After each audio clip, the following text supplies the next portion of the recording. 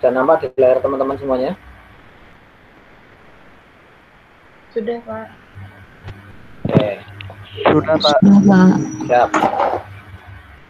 Pak, teman-teman masih ingat yang kemarin kita sudah membahas taharah tapi dari sudut pandang 4 imam madhab. Ada berpendapat sifatun hukmiyatun Imam Syafi'i, Imam Malik, jadi berpendapat yang penting kelihatan bersih gitu ya, yang kemarin kita sudah bahas.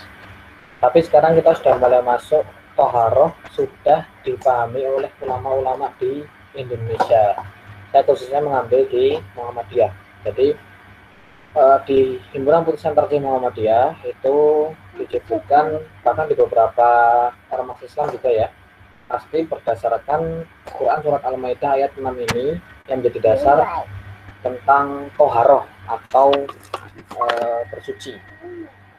Nah, teman-teman yang perlu pahami dari awal ini, jangan pernah memahami bahwa toharoh itu cukup dengan Al-Quran saja, tidak mungkin, harus ditambah dengan penjelasan hadis.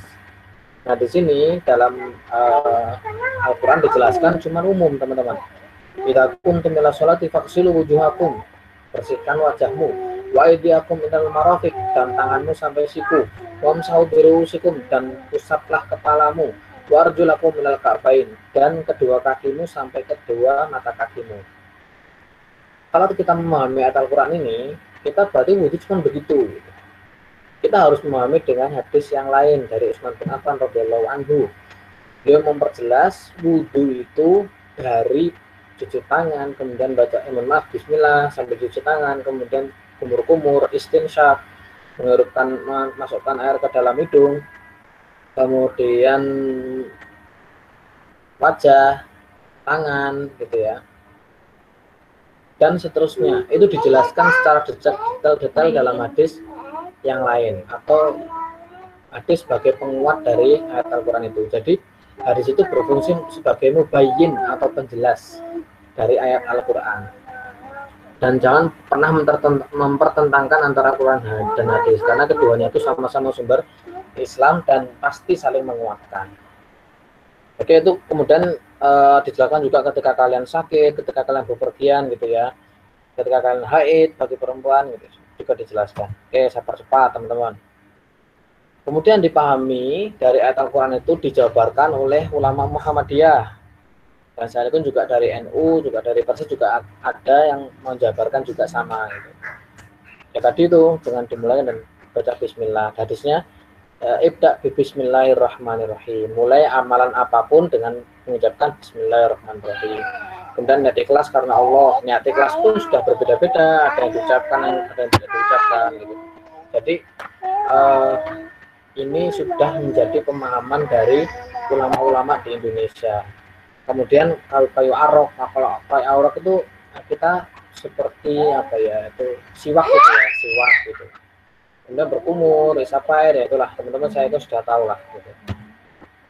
Kemudian masul kufain itu teman-teman membasuh sepatu. Nah, sepatu di sini teman-teman harus pahami, kufain itu bukan sepatu seperti yang kita gunakan, sepatu pantofel, sepatu cat, sepatu yang besar-besar itu bukan. Kufain itu teman-teman kalau lihat di Saudi Arabia, ya mudah-mudahan kita semua besok berkesempatan dipanggil oleh SWT ke Baitullahnya Allah semuanya, amin ya rabbal alamin. Jadi di situ saya pernah lihat teman saya itu bahwa itu tuh hanya seperti sepatu kaos kaki teman-teman, sepatu tapi kaos kaki gitu loh, dari kulit gitu, dan itu agak apa ya, agak tebal gitu. Jadi di situ memang sepatu itu atau khufain itu maksudnya ya kaos kaki yang dari kulit begitu, dan itu memang dibolehkan membasuh dari atas bukan dari bawah.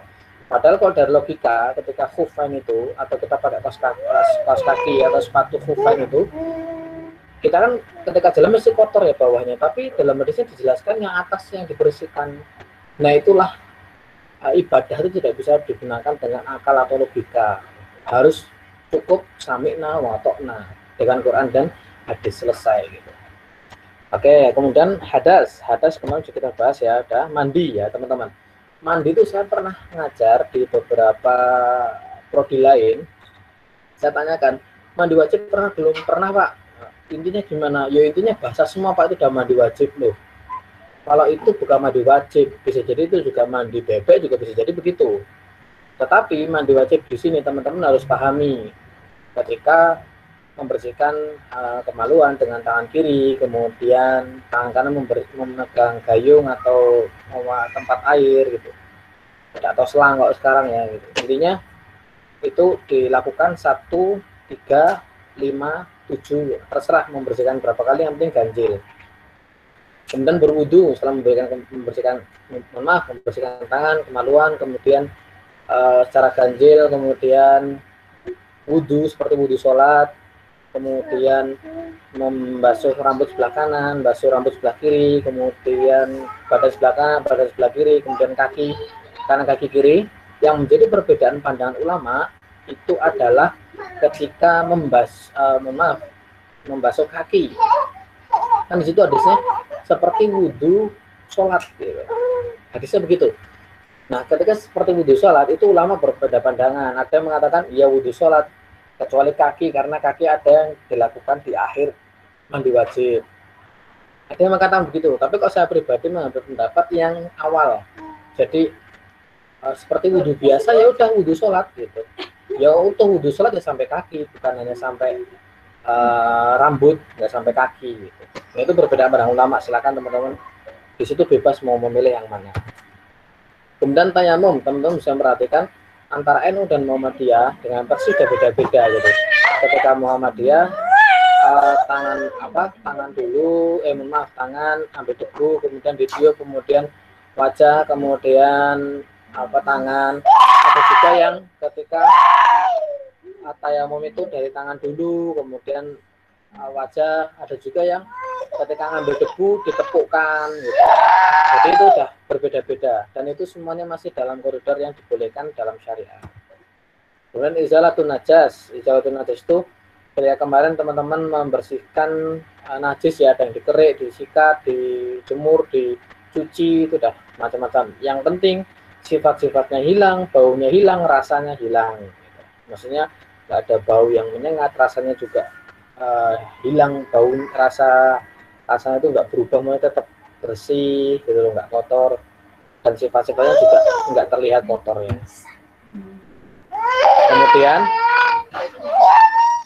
Kemudian teman-teman jangan memahami ibadah itu jangan kemudian dikontekskan dengan 4 imam madhab, kemudian dikontekskan dengan antar ormas Islam, tapi juga harus dikontekskan dengan aspek lain, termasuk aspek medis. Nah, ini saya bukan ahlinya dalam medis ya, saya juga mengambil dari penulis yang memang ahlinya dalam medis.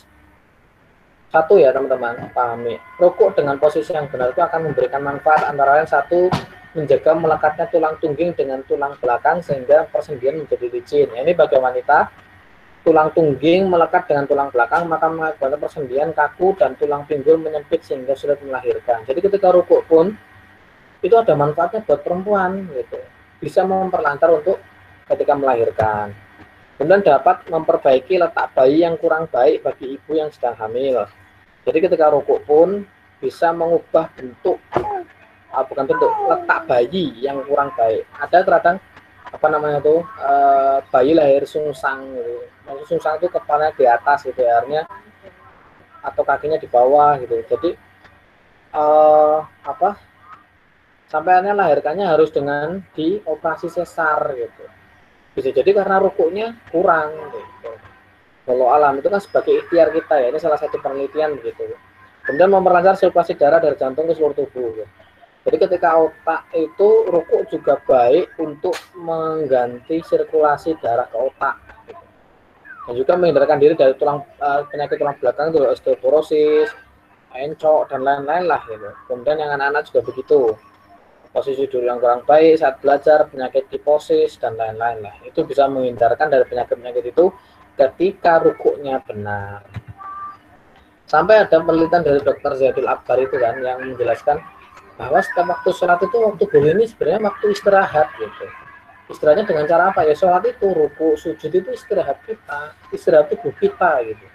Makanya ketika sholat dalam waktu 5 waktu itu adalah sebenarnya hak untuk tubuh kita gitu. Oke. Kemudian sujud dengan posisi yang benar. Nah, ini sujud dengan posisi yang benar. Satu, manfaatnya otot akan menjadi kuat, limpa terjepit sehingga aliran darah menjadi lancar karenanya. Kemudian kedua, berkembangnya otot dada bagi wanita. Ini sudah nggak dibahas. Kemudian yang ketiga, sirkulasi darah dari jantung ke seluruh tubuh akan lancar. Kemudian keperluan darah dari otak pun akan terpenuhi. Jadi ketika sujud yang benar pun sirkulasi darah ke otak juga semakin lancar. Teman-teman kalau pernah sakit kepala gitu ya, coba buat sujud, saya yakin pasti akan semakin sakit. Tapi coba sujud lagi semakin lama, insya Allah semakin sembuh dengan izin Allah. Jadi memang dengan sujud itu akan menjadi obat buat kita, gitu teman-teman ya.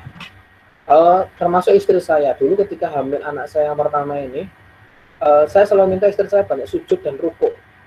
Maksudnya bukan kemudian rukuk-rukuk atau sujud-sujud enggak, tapi juga memperbanyak sholat, duhanya, sunnahnya gitu ya, ditambah gitu.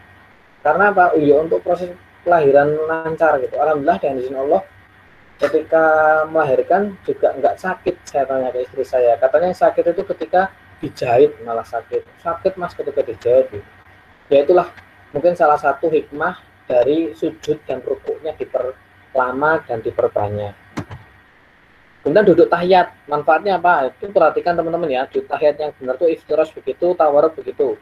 Jadi ketika duduk tahiyat itu bagi wanita duduk tahiyat yang benar akan memperkuat bagian kemaluan, gitu ya, sehingga tidak mudah terjadi kerobekan ketika melahirkan. Kemudian bagi laki-laki dengan posisi duduk tahiyat yang benar, kaki memijit kemaluan sehingga akan mengakibat lancar semuanya. Ya, itu jelas laki-laki ada manfaatnya, perempuan juga ada manfaatnya gitu ya.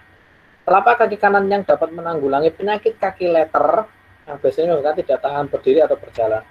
Jadi juga termasuk obat supaya tidak sakit kaki letter. Wa iya dibilahi min dzalik. Jadi ketika kita sholat dengan tumak nina, tenang, gerakannya juga sempurna, insya Allah banyak manfaatnya buat kita. Nah, pendekatan burhani di Muhammadiyah itu juga tidak hanya memahami hanya dari teks Al-Quran dan hadis atau metode bayani, tetapi juga burhani dikontekskan dengan penelitian-penelitian yang ada. Termasuk cara sujud, teman-teman. Cara sujud di dalam Muhammadiyah itu ada berpendapat dengan kaki dulu, gitu. Dengan kaki dulu. Jadi dengan kaki dulu. Jadi ketika dengan kaki dulu atau dengan tangan dulu itu sebenarnya nggak dipermasalahkan. Mana aja itu terserah, silahkan gitu. Hanya begini hadisnya, janganlah turun atau menderum seperti menderumnya unta. Hanya itu saja. Dan ulama berbeda pandangan mengenai derumnya unta. Derumnya unta itu ada yang dari bawah dulu atau dari belakang dulu maksud saya. Ada yang dari depan dulu. Makanya ulama yang berpendapat oh tangan dulu karena umpanya dari belakang derumnya gitu. Atau yang berpendapat enggak, unta juga ada juga derum dari depan kok, makanya belakang dulu. Ada berpendapat oh enggak, unta nggak punya kaki, maaf nggak punya tangan, semuanya punya kaki. Jadi turun pakai tangan dulu. Ya silahkan, itu hanya pemahaman dari ulama-ulama Indonesia. Tetapi perlu digarisbawahi teman-teman. Dalam penelitian itu ketika ruku, sujud dengan kaki dulu, maka akan menguatkan otot kaki. Gitu. Makanya saya di sini mengambil kesimpulan teman-teman ya dari penelitian ini. Jadi ketika kita masih mampu dengan kaki dulu, silakan dengan kaki dulu, karena itu akan menguatkan otot kaki. Tapi ketika teman-teman sudah nggak kuat atau sudah mulai beranjak usia, maka dengan menggunakan tangan nggak apa-apa. Gitu. Yang terpenting sujud jangan menggunakan kepala duluan. Gitu ya, itu bukan lagi sujud itu nanti akhirnya benjut gitu ya, benjol kepalanya. Jadi intinya di sini teman-teman silakan mau Pak saya mau tangan dulu Pak karena saya mau medisnya unta tidak mempunyai tangan, ya silahkan gitu. Intinya di situ adalah kebebasan buat teman-teman semuanya. Kemudian beberapa pembelajaran sholat dikaitkan dengan pendidikan psikis gitu ya. Pendidikan psikis satu, mau mengajarkan kita taat pada pemimpin. Ini yang membuat orang ateis di Amerika masuk Islam gara-gara ini. Jadi ketika itu orang ateis itu ngobrol sama orang Islam, kemudian melihat Ka'bah gitu ya, ada yang sedang tawaf, ada yang sedang ngaji, ada yang sedang sholat sunnah. Dan orang Islam mengatakan, kamu percaya tidak ketika nanti ada satu komando dari orang, nanti semua yang mereka lakukan berhenti, sholatnya, ngajinya, tawafnya gitu. Nggak mungkin sebanyak itu akan bisa berhenti dengan satu komando. Kemudian komat terjadi. Komat terjadi kemudian Imam mengatakan sawu wa'tadilu, luruskan dan rapatkan softnya. Gitu.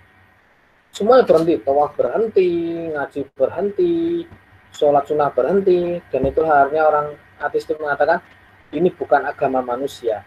Gitu. Akhirnya dia masuk Islam dan izin Allah. Kemudian yang kedua, mendidik manusia agar memiliki kedisiplinan yang tinggi, jelas ya. Tiga, sikap optimis dan menyongsong masa depan. Jadi ketika sholatnya benar, saya yakin kita akan semakin tenang menatap masa depan lah. Menenteramkan jiwa jelas, mendorong manusia berani menghadapi masalah dengan hati sabar. Bersikap sportif, gentleman, mengakui kesalahan, menghindarkan manusia dari berbuat keji dan mungkar. Jangan pernah salahkan manusia ketika berbuat, orang Islam khususnya, ketika berbuat keji dan mungkar, kemudian mengatakan orang Islam sia-sia, sholatnya sia-sia. Enggak. Dan jangan salahkan sholatnya, tapi salahkan orang itu yang belum khusyuk dalam sholatnya. Sholat tidak pernah salah. Saya yakin ketika teman-teman sholat, menjaga sholat, kemudian menjaga amal ibadah lainnya, saya yakin ketika kalian mau berbuat maksiat, pasti ada gertakan dalam hati kecil kalian, nasihat. Jangan lakukan itu, jangan lakukan itu, ini dosa. Pasti ada, sekecil apapun. Nah, itulah manfaat dari sholat sebagai pembenteng diri kita. Oke, sekarang kita sholat. Sudah jelas ya sholat. Bismillahirrahmanirrahim itu iya. Ya, kata cara sholat ya, siapa cepat aja. Baca bismillah, baca Allahumma baik juga ya. Oke. Amin iya. Kemudian bagaimana cara memandikan mayat? Teman-teman, cara memandikan jenazah itu sama secara umum seperti mandi wajib. Hanya kita praktekkan kepada jenazah, gitu aja. Itu secara umum begitu. Dan jenazah itu harus diperlakukan secara baik, lembut lah. Dan kemudian memandikan dengan naudzubillah kasar gitu. Dan ingat teman-teman yang juga menjadi garis besar, memandikan jenazah diutamakan adalah keluarganya. Seperti Nabi Muhammad SAW memandikan jenazah istrinya, Khadijah gitu ya. Seperti besok juga ketika teman-teman sudah menikah, yang meninggal suami dulu semua, berarti istri lebih berhak memandikan suaminya atau sebaliknya gitu ya. Dan anak-anak diajak itu boleh, itu lebih utama. Loh Pak, kalau Pak Mudin tuh Mbak Kom boleh atau tidak boleh, tapi dianjurkan hanya memberikan saran-saran saja. Oh, bersihkan itunya, itu lebih utama teman-teman ya. Kemudian cara menyelatkan jenazah. Nah, ini jenazah yang laki-laki, maka kita harus tepat di kepalanya. Kemudian untuk jenazah perempuan tepat di lambung atau di tengahnya, di perut itu ya. Oke, ya diutamakan membentuk 3 soft sholat. Kemudian ketika doa menyelatkan jenazah anak-anak, Allahumma ja'alhu lana salafan wa qaratan wa ajra. Tambah doa itu. Dan doa Allahumma la tahrimna ajrahu wa la tudillana ba'dahu. Ini cari di HPT banyak, di internet juga ada, silakan dihafalkan. Jangan sampai mahasiswa PAI kok nggak bisa menyolatkan jenazah. Kemudian cara mengkafani, teman-teman, di sini paling penting mengkafani jenazah itu, kok laki-laki 3 kain, perempuan 5 kain. Ingat ya, laki-laki 3 kain, perempuan 5 kain. Bedanya perempuan ditambah kain basahan dan kerudung. Kain basahan dan kerudung. Jadi perempuan ada kerudungnya, ada kain basahannya. Kalau laki-laki tidak. Jadi cukup 3 bagi laki-laki, perempuan 5. Cara menguburkan jenazah, teman-teman. Cara menguburkan jenazah pun wanita diutamakan mengiringi, tapi kalau mau masuk tidak sangat dianjurkan karena takutnya nanti meratap atau nangis ya. Gitu. Nah, makanya lebih baik wanita ketika pas menguburkan jenazah itu ya di luar saja gitu, untuk menjaga semuanya. Kalau memang lebih baiknya di rumah malah lebih baik, jadi nggak perlu mengantarkan jenazah. Menguburkan jenazah jangan lupa teman-teman untuk dengan doa ini, Bismillah wa ala millati Rasulillah. Kembali lagi, dalam menguburkan jenazah itu yang paling utama adalah keluarganya. Anaknya langsung megang jenazah orang tuanya di bawah itu. Kemudian jangan lupa ketika menurunkan jenazah, Bismillah wa ala millati Rasulillah, kemudian dihadapkan kepada kiblat, kemudian dibuka semua tali pocongnya, diusahakan, disunahkan wajahnya dibuka, jadi apa ya, bagian apa jidat ya, apa pelipis apa ini jidat ya, kening, bagian kening itu ditempelkan ke tanah langsung gitu ya, dan semua tali dilepas. Yang khusus agak dibuka kainnya adalah di bagian kepalanya tadi, keningnya ditempelkan ke tanah. Takziah, nah, takziah itu sunnah Nabi Muhammad SAW. Takziah itu cuma 3 hari teman-teman, 3 hari, dan yang membawa makanan itu adalah orang yang datang, bukan orang yang baru kena musibah gitu. Dan kalau sekarang mungkin bisa dipahami, cukup memberikan uang gitu ya. Jadi 3 hari itu intinya menguatkan orang yang baru dalam keadaan sedih itu. Intinya begitu teman-teman. Doanya ketika kita bertakziah, lillahi ma akhadha wa lahu ma ata wa kullu syai'in 'indahu bi ajalin musamma. Semuanya milik Allah, akan diambil oleh Allah, dan apapun yang diberikan dan semuanya akan ada batas waktunya maksudnya. Ziarah kubur dulu pernah dilarang oleh Rasulullah SAW bagi seorang perempuan, ziarah kubur. Jadi beda dengan ngubur, ngantar jenazah tadi beda ya. Ziarah kubur ini sudah dimakamkan gitu ya. Dan ziarah kubur ini bagi perempuan dulu pernah dilarang, tetapi sekarang diperbolehkan. Ingat, ziarah kubur menjadi underline atau garis bawah itu untuk mengingat mati dan mendoakan mereka. Itu intinya. Tidak perlu lagi dengan menggunakan atau ngaji di situ gitu. Enggak perlu. Cukup datang, doa, ingat mati, akan menyusul mereka, pulang.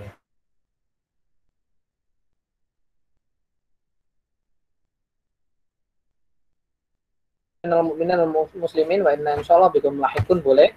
Silakan banyak doa untuk mereka, dan doa untuk mayat biasanya kalau saya terkadang ziarah ke makam Abi Al-Raham, itu saya datang masuk doa assalamualaikum warahmatullahi wabarakatuh tadi, wa inna insyaallah bikum lahikun.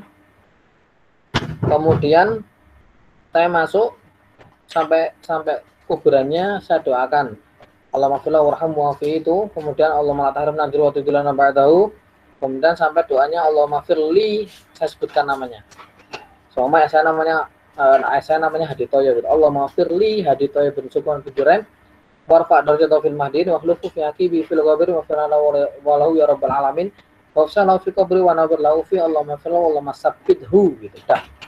Selesai pulang. Jadi kita mendoakan. Nah, kalau mendoakan itu tidak melulu harus ke makam ya. Lebih utama setiap kali 5 waktu kita doakan.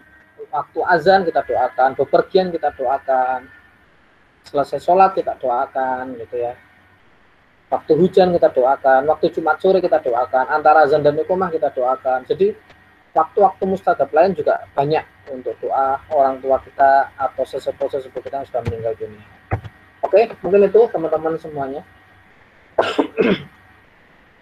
untuk hari ini. Silakan jika ada yang